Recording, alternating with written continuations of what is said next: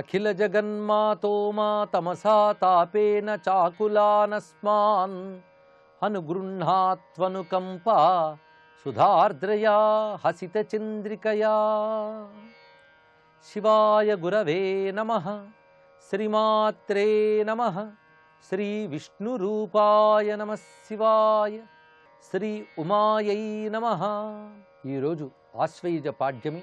ఈ రోజు నుండి పవిత్రమైన శరన్నవరాత్రుల పర్వదినాలు ప్రారంభమవుతున్నాయి. ఆదిశక్తి పర్వదినాల్లో ఆది దినమైనటువంటి ఈ రోజున ఆ పరాశక్తి ఆదిశక్తిగా ఏ విధంగా జగత్తుకి ఆది అయి ఈ విశ్వవ్యాపకత్వం కలిగిస్తూ ఉన్నదో ఉమాశాస్త్రం వర్ణిస్తున్నది. ఆ వైభవాన్ని దర్శిద్దాం. కావ్యకంఠ గణపతి ముని ఉమాశాస్త్రంలో పరమేశ్వరుని యొక్క తపశ్శక్తి ఉమాదేవి అని, ఆ తల్లి లీలగా లోకరక్షణార్థం ధరించిన దివ్య రూపమే హైమవతి, ఆ తల్లి సర్వజీవుల దేహముల యందు కుండలినిగా ఉన్నది అని చెప్తూ సత్యలోక తపోలోక జనోలోకములంటే ఏమిటో వివరిస్తున్నారు ఇక్కడ. పరమపురుషో నాభిర్లోకానాం సత్య ఉచ్యతే లోక. సర్వలోకములకు నాభి అనగా కేంద్రముగా ఉన్నటువంటి పరమపురుషుడే సత్యము అని చెప్పబడుతున్నది. అదే సత్యలోకం అనగా ఆ సత్యము చుట్టూ వ్యాపించినది ఆయన యొక్క తపశ్శక్తి. పరితస్తతస్సరంతి సూక్ష్మాశక్తి తపోలోక. ఆ శక్తి ఎలాంటిదంటే సూక్ష్మ అంటే ఇంద్రియ గోచరము కానిది అని అర్థం. ఇలాంటిదని నిర్వచించడం అత్యంత సూక్ష్మమై వ్యాపకశీలమైనటువంటి పరమేశ్వరుని యొక్క ఏ శక్తి ఉన్నదో అది తపోలోకమని చెప్పబడుతున్నది. ఇది భావించేటప్పుడు దృశ్యం మనలో మెదలవచ్చు. ముందు కేంద్రముగా ఉన్నటువంటి పరమేశ్వరుడు సత్యస్వరూపుడైతే ఆయన యొక్క సూక్ష్మశక్తి ఆయన చుట్టూ వ్యాపించి అది తపోలోకముగా చెప్పబడుతున్నది. యస్య జ్ఞానమయం తపః అని వేదవాక్యం.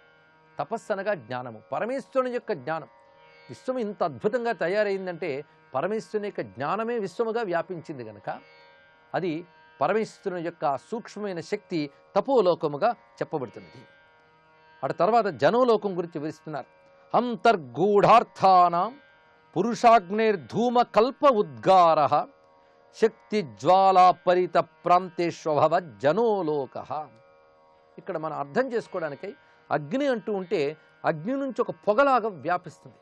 అలా ఇప్పుడు పరమేశ్వరుడి సత్యస్వరూపుడైతే ఒక అగ్ని వలె ఆ తపశ్శక్తి వ్యాపిస్తే అదే తామగ్నివర్ణాం తపసాజ్వలంతి. ఆ అగ్ని నుంచి పొగ వలె వచ్చినదే జనోలోకము అన్నారు ఇక్కడ. ఈ పొగ అగ్నితో పాటు ఉంటుంది. అలాగే పొగలో అగ్ని యొక్క వేడిమి లక్షణము ఉంటుంది.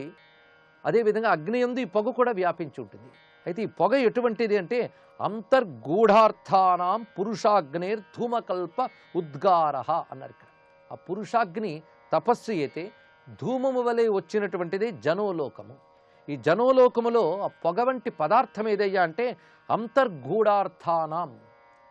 అంతర్గూఢములు అంటే లోపల రహస్యముగా దాగినటువంటి వస్తు జాతము, పదార్థ జాతమే జనోలోకముగా ఏర్పడినది అన్నారు ఇక్కడ. ఇది అర్థం చేసుకోవాలి అంటే ప్రపంచం తయారవబోతూ ఉన్నప్పుడు తయారవబోయే ప్రపంచం యొక్క పూర్వరూపము ఇది అలాంటిదంటే ఒక చెట్టు రాకముందు విత్తనం ఎలా ఉంటుందో అలాగే జరగబోయేటువంటి ప్రపంచము, ఆ ప్రపంచము యొక్క జరగడానికి అవసరమైనటువంటి ఉపాదాన కారణ పదార్థములు అవన్నీ కూడా ఆ కారణమైనటువంటి జనోలోకము. ఆ కారణమైన పదార్థములన్నీ తన లోపల దాచుకున్న ఒక ధూమము వంటి శక్తి వ్యాపించింది ఆ చుట్టూ అన్నారు. ఆ ధూమము యొక్క శక్తిలో ఏముంది? జరగబోయే ప్రపంచం యొక్క కారణస్థితి దాగి ఉన్నది. ఆ కారణస్థితిలో ఉన్నటువంటిది శక్తి జ్వాలా పరిత ప్రాంతేష్వభవ జనోలోక. ఆ విధంగా ఈ తపోమయ జ్వాలలు చుట్టూ వ్యాపించి ఒక పొగవలే ఉన్నటువంటిది జనలోకము అన్నారు ఇక్కడ. జనలోకం అంటే తెలుస్తూనే ఉన్నది. జన్మలకి కారణమైన లోకం జనలోకం. అంటే జన్మ అంటే సృష్టి, ఈ సృష్టికి కారణమైనటువంటి స్థితి అని అర్థం కదా.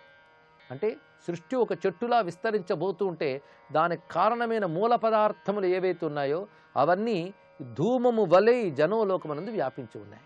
దానికి కారణమైన ఆ తపశ్శక్తి దాని లోపల ఉంది. ఆ తపశ్శక్తికి ఆధారంగా సత్యం ఉన్నది. ఇలాగా 3 లోకముల్ని వివరించారు ఇక్కడ. సత్యలోక, తపోలోక, జనోలోకములు అనే భావం ఈ విధంగా కనబడుతున్నది. ఉపాదాన కారణములై పరమపురుషుని నుంచి ఆవిష్కరింపబడేటువంటి పదార్థములే ఈ ధూమముగా వర్ణింపబడుతూ జనోలోకముగా వ్యాపించి ఉన్నాయి. ఇవి సూక్ష్మమైనటువంటి లోకములు ఈ 3. అతి సూక్ష్మ ధూమకల్పం లోకం తతమాక్షయాన్యయా నాకం ఏతం తతోపి సూక్ష్మ వ్యాప్తాంతరత పరాశక్తి. ఇక్కడ అత్యంత సూక్ష్మముగా జనలోకం ఉంటూ ఉంది అంటే జనలోకము కంటే సూక్ష్మముగా ఈ జనలోకంలో ఒక పరాశక్తి వ్యాపించి ఉంది. ఇన్ని పదార్థ జాతములుగా జనలోకం ఉంటే ఆ పదార్థ జాతములందంతటా ఒక శక్తిగా వ్యాపించున్న సూక్ష్మ స్వరూపం ఏదైతే ఉన్నదో ఆ సూక్ష్మ స్వరూపాన్ని నాకము అంటారు. ఈ నాకముకే స్వర్గం అని పేరు. ఇదే జనోలోకం తర్వాత స్వహ అని చెప్పబడుతున్న స్వర్లోకాన్ని వివరించారు. ఇక్కడ స్వర్గము అంటారు. ఇక్కడ నాకం అని చెప్పడంలో విశేషం ఏంటంటే నా అకం నాకం అనగా దుఃఖము లేనిది అని అర్థం. ఇక్కడ స్వర్గానికి మరొక పేరు నాకం. ఇదే స్వర్లోకము అని వేదము వర్ణించినటువంటిది. అది వేదం ప్రకారంగా సత్య తపో జనోలోక స్వర్లోకములంటే ఏంటో ఇంతవరకు వివరించబడుతున్నది. ఆ జనోలోకమునందంతటా సూక్ష్మంగా వ్యాపించినటువంటి శక్తియే దుఃఖరహితమైన స్థితిలో ఉన్న అమ్మవారు. అదే స్వర్లోకమని చెప్పబడుతున్నది. అది సూక్ష్మమైనది.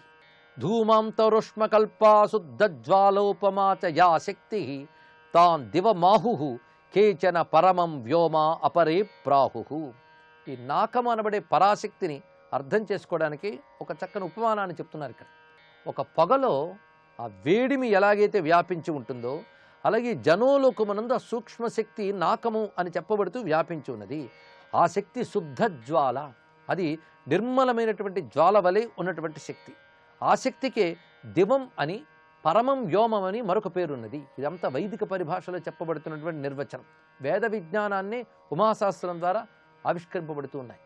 ఇక్కడ దివం పరమం వ్యోమం అనే మాట వాడారు. ఆ నాకమని చెప్పబడేటువంటి జనోలోక వ్యాపకమైన సూక్ష్మశక్తిని దివమని పరమ వ్యోమమని అంటారు. ఇది సరిగ్గా వేదములందు రుచో అక్షరే పరమే వ్యోమన్ అనే మంత్రములందు కనబడుతుంది. ఇక్కడ పరమ వ్యోమము అదే పరమాకాశము అని చెప్పబడుతున్నది.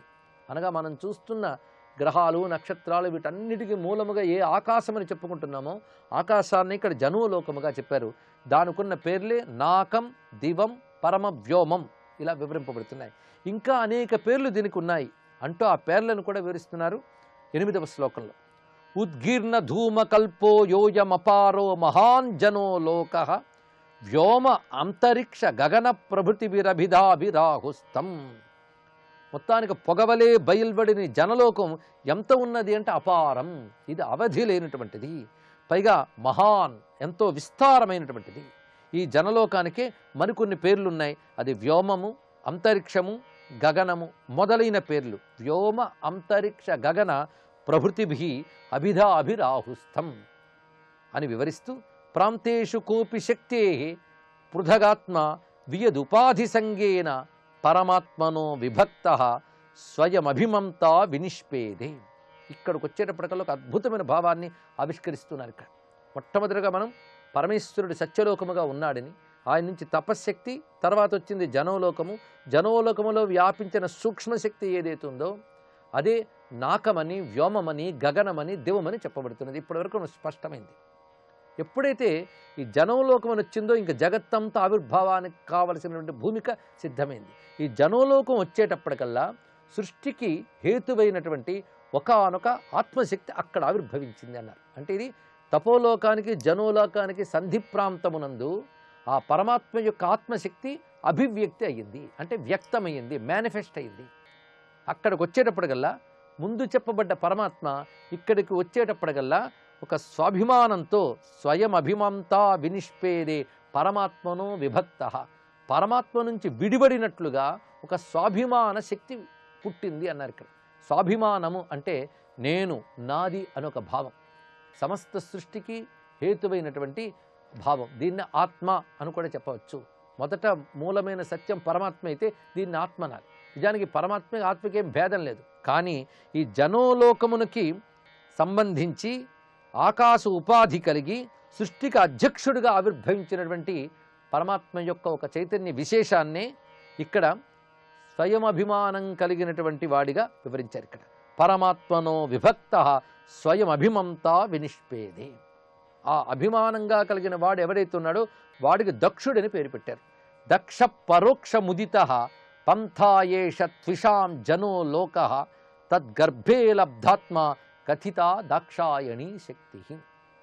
మొత్తానికి ఆ శక్తి కలిగినటువంటి ఆ జనోలోకము నుండి వ్యక్తమైనటువంటి ఆత్మస్వరూపమైతే ఉన్నదో అది దక్షుడని చెప్పుకోవాలి. దీనికి స్వాభిమానం ఎక్కువ. స్వాభిమానం అంటే నేను, నాది అనే భావం. అది పరమేశ్వరుడి వల్ల కలిగినప్పటికీ కూడా పరమేశ్వరుని కూడా గుర్తించని విధంగా ఉన్నది అక్కడ. వాడిని దక్షుడు అంటారు.